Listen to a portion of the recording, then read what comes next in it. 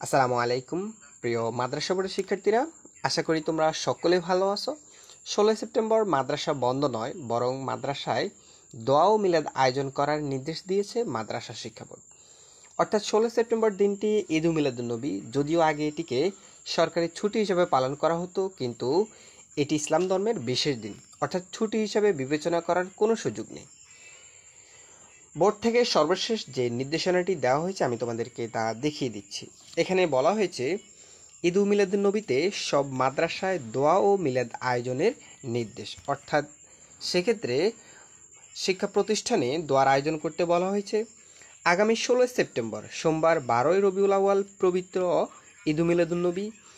এই দিন দেশের সব সরকারি বেসরকারি সব মাদ্রাসায় হজরত মুহাম্মদ সাল্লাল্লাহু আলাইহি সাল্লামের জীবন, কর্ম, শিক্ষা এবং ইসলামের শান্তি প্রগতি নিয়ে আলোচনা সভা ও দোয়া ও মিলাদ আয়োজন করার নির্দেশ দিয়েছে মাদ্রাসা শিক্ষা বোর্ড।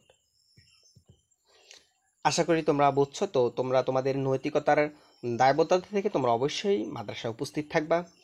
প্রিয় শিক্ষার্থীরা, শিক্ষা সংক্রান্ত যাবতীয় তথ্যের জন্য তোমরা অবশ্যই চ্যানেলটি সাবস্ক্রাইব করে সাথে থাকিও। আর যারা করেছো তাদেরকে অসংখ্য ধন্যবাদ।